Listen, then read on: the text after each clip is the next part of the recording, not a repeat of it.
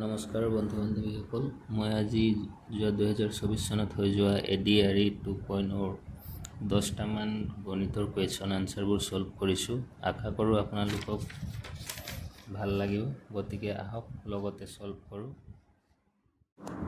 ইয়াত প্ৰথম কুৱেশ্যনটো হৈছে যে এজন দোকানীয়ে কোনো এক সামগ্ৰীত ধাৰাবাহিকভাৱে দুটাকৈ প্ৰথমে 10% আৰু পৰৱৰ্তী 5% ৰেহাই প্ৰদান কৰে। সামগ্ৰীটোত প্ৰদান কৰা সমতুল্য ৰেহাইৰ মান হৈছে A 12.5%, B 15%, C 13% আৰু D 14.5%। গতিকে ইয়াৰ আনচাৰটো চাওঁ। ধৰি লওঁ সামগ্ৰীটোৰ দাম 1000 টকা। গতিকে প্ৰথম 10% ৰেহাইত বস্তুটোৰ দাম হ'ব 1000ৰ 10%, মানে 1000 পূৰণ 10/100। গতিকে এইটো ছল্ভ কৰিলে আপোনাৰ হ'ব 100। গতিকে বস্তুটো ৰেহাই দিয়াৰ পিছত ইয়াৰ দামটো হ'ব 1000 মাইনাছ 100 টকা সমান 900 টকা। তাৰপিছত কৈছে আকৌ 5% ৰেহাই দিলে বুলি। আকৌ 5% ৰেহাই দিলে একেধৰণে কৰিলে 900 পূৰণ 5%, 900 পূৰণ 5/100। গতিকে 900ৰ 5% হ'ব 45। গতিকে আকৌ বস্তুটোৰ ৰেহাই দিয়াৰ পিছত দামটো হৈ যাব 900 মাইনাছ 45 ইজ ইকুৱেল টু 855। গতিকে বস্তুটোৰ মূল দাম আছিলে 1000, ইয়াত ৰেহাই দিয়া হ'ল, মানে ৰেহাই দিয়াৰ পিছত বস্তুটোৰ দাম হ'লগৈ 855। গতিকে মুঠ ৰেহাই কিমান দিয়া হ'ল? 1000ৰ পৰা যদি 855 মাইনাছ কৰোঁ তেন্তে 145। গতিকে 145 টকা সামগ্ৰীটোত ৰেহাই দিয়া হ'ল। এতিয়া 145টো 1000ৰ যিমান পাৰ্চেণ্টেজ হয় বস্তুটোৰ ওপৰত সিমান পাৰ্চেণ্টেজে ৰেহাই দিয়া হ'ব। গতিকে ৰেহাইৰ শতাংশ হ'ব 145 ডিভাইডেড বাই 1000, যিহেতু বস্তুটোৰ দাম 1000 বুলি ধৰি লৈছিলোঁ, ইনটু 100। গতিকে এইটো সমাধান কৰিলে আমি পাওঁ 14.5%। গতিকে ৰাইট আনচাৰটো হ'ব অপশ্যন ডি, 14.5%।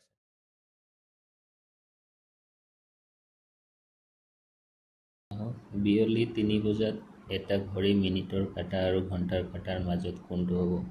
অপশ্যনবিলাক এইটো 30 ডিগ্ৰী হ'ব লাগিছিল, মই পাৰ্চেণ্টেজ লিখিলোঁ। এইটো option A 30 degree, option B 60 degree, option C 90 degree আৰু অপশ্যন ডি 120 ডিগ্ৰী। এইটো একেবাৰে সহজ, আপোনালোকে ঘড়ী কাঁটাবোৰ দেখিলে গম পাব। ঘণ্টা কাঁটাডাল যদি 3ত থাকে আৰু মিনিটৰ কাঁটাডাল যদি 12ত থাকে তেন্তে এইটো এটা সমকোণ সৃষ্টি কৰিব। গতিকে এইটো আনচাৰটো হ'ব 90 ডিগ্ৰী, অপশ্যন চি। তাৰপিছত 5 নম্বৰ কুৱেশ্যনটো চোৱা হওক। কোনো এক ত্ৰিভুজৰ দুটা কোণৰ মাপ 75 ডিগ্ৰী আৰু 65 ডিগ্ৰী। ইয়াৰ তৃতীয় কোণৰ মাপৰ দুগুণ হৈছে। অপশ্যন এ 40 ডিগ্ৰী দিয়া আছে, option B 45 degree, option C 60 degree আৰু অপশ্যন ডি 80 ডিগ্ৰী। আনচাৰ ধৰি লওঁ কোনকেইটা হৈছে এংগুল এ, এংগুল বি আৰু এংগুল চি। গতিকে প্ৰশ্নমতে angle A is equal to 75 degree, angle B is equal to 65 degree, angle চিটো কি হ'ব? আমি জানো যে যিকোনো ত্ৰিভুজৰ তিনিটা কোণৰ সমষ্টি 180 ডিগ্ৰী। সেইবাবে আমি তিনিটা কোণ যোগ কৰিলে 180 ডিগ্ৰী পাম। Angle A plus angle B plus angle C. এতিয়া এংগুল এ আৰু এংগুল বি এই দুটাৰ মান জানো আমি। এই দুটাৰ মান বহাই এংগুল চিটো এনেকৈ থৈ দিলে হৈ যাব 180 ডিগ্ৰী। তাৰপিছত এংগুল এ আৰু এংগুল বি যোগ কৰিলে হ'ব 140। তাৰপিছত 180ৰ পৰা 142 ৰাইট চাইডে লৈ গ'লে 180ৰ পৰা মাইনাছ হৈ যাব, বাচিব 40 ডিগ্ৰী। এংগুল চিৰ মানটো হৈ যাব 40 ডিগ্ৰী।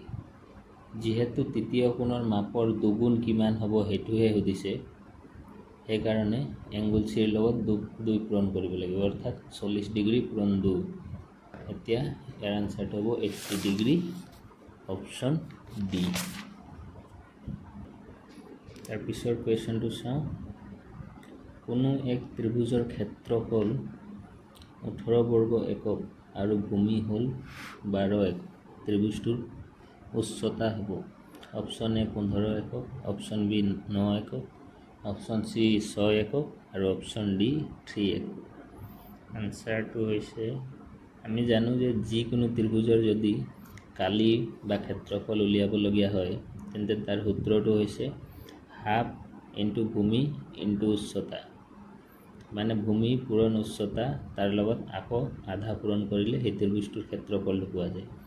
প্ৰশ্নটোত যিহেতু আমাক ক্ষেত্ৰফলটো দিয়াই আছে গতিকে উচ্চতাটোহে উলিয়াব লাগিব।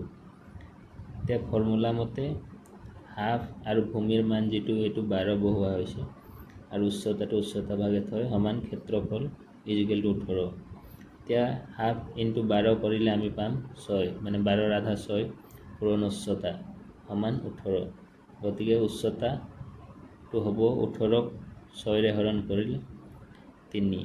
গতিকে এই ত্ৰিভুজটোৰ উচ্চতা হ'ব 3 একক। তাৰপিছৰ 7 নম্বৰ কুৱেশ্যনটোলৈ আহোঁ। এ, বি আৰু চি মাজত 90 টকা এনেদৰে ভগাই দিয়া হয় যাতে এ বিতকৈ 2 টকা বেছি আৰু বিয়ে চিতকৈ 2 টকা বেছি পায়। এৰ প্ৰাপ্ত অংক হৈছে option A 28, option B 30, option C 32 আৰু অপশ্যন ডি 34 টকা। তাৰ আনচাৰটো হ'ব, যিহেতু তিনিওটাৰ মাজত ভগাই দিয়া হৈছে 90 টকা, গতিকে তিনিওটাৰ পইচাটো আকৌ ঘূৰাই যোগ কৰিলে হ'ব 90 টকা। মানে এ প্লাছ বি প্লাছ চি যদি কৰোঁ তাৰ মানে হ'বগৈ 90 টকা। এতিয়া প্ৰশ্নমতে কৈছে এ বিতকৈ 2 টকা বেছি পায়, তাৰ মানে এৰ মানটো হ'ব বি তাত যিমান হ'ব প্লাছ 2 টকা। আকৌ কৈছে যে বি এ চিতকৈ 2 টকা বেছি পায়, তাৰ মানে বিৰ মানটো হ'ব চি প্লাছ 2। গতিকে এই ছেকেণ্ড লাইনটো যিটো আছে B is equal to C plus 2, ইয়াৰ পৰা আমি চিৰ মানটো উলিয়াব পাৰি। এই 2টোক যদি সিফালে লৈ যাওঁ, ইফালে প্লাছ আছে, বি মাইনাছ 2 হৈ যাব, মানে C is equal to B minus 2। এতিয়া প্ৰথম ইকুৱেশ্যনটোলৈ চাওক, A plus B plus C is equal to 90 যিটো আছিলে সেইটোকে আকৌ এতিয়া আমি এৰ ঠাইত বি প্লাছ 2 বহাব পাৰোঁ, বিৰ ঠাইত বি এ বহাম, আকৌ চিৰ ঠাইত বি মাইনাছ 2 বহাব পাৰোঁ। তাৰপিছত এই প্লাছটো আৰু এই মাইনাছটো কেঞ্চেল গ'লে বাচিব অকল B plus B is equal to 90। B plus B মানে 3টা B, 3b is equal to 90। গতিকে বি ইজ ইকুৱেল টু হৈ যাব 90 divided by 3 is equal to 30। এতিয়া বিৰ মানটো হৈছে, মানে বি এ পাব 30 টকা। প্ৰশ্নটোত যিহেতু কোৱা হৈছিলে যে এ বিতকৈ 2 টকা বেছি পাব, গতিকে A is equal to B plus 2 মানে 30 প্লাছ 2 ইজ ইকুৱেল টু 32। গতিকে আনচাৰটো হ'ব অপশ্যন চি। এতিয়া নেক্সট কুৱেশ্যনটোলৈ আহোঁ। 1 আৰু 20ৰ মাজত অৱস্থিত মৌলিক সংখ্যাবোৰৰ যোগফল হৈছে option A 77, option B 81, option C 85 আৰু অপশ্যন ডি 89। এইটো একেবাৰে সহজ, আমি 1 আৰু 20ৰ মাজত কেইটা মৌলিক সংখ্যা আছে সেইটো গম পালেই হয়। মৌলিক সংখ্যাবোৰ এনেকুৱা যিবোৰক অকল 1 আৰু সেই সংখ্যাটো যিটো সংখ্যা তাক নিজে হৰণ কৰিব পাৰি, মানে 1ৰ বাহিৰে যিবোৰ সংখ্যা আন কোনো সংখ্যা হৰণ কৰিব নোৱাৰি। গতিকে 1 আৰু 20ৰ মাজত মৌলিক সংখ্যাবোৰ হৈছে 2, 3, 5, 7, 11, 13, 17 আৰু 19। এইবোৰ যোগ কৰিলে আপুনি 77 পাব। ইয়াৰ আনচাৰটো হৈছে অপশ্যন এ। তাৰপিছৰ কুৱেশ্যনটো হৈছে 6000 একক 3ৰে হৰণ কৰিলে প্ৰাপ্ত ভাগফল অংশ হৈছে option A 200, option B 201, option C 2000, option D 2001। ইয়াৰ আনচাৰটো এইটো চিম্পুল, হৰণ কৰিলে 6000 একক 3ৰে হৰণ কৰিলে 2000 বাৰ যাব, তাৰপিছত ভাগ শেষ যিটো হ'ব এইটো 1 থাকিব, ইয়াৰ ভাগফলটো হ'ব 2000, অপশ্যন চি।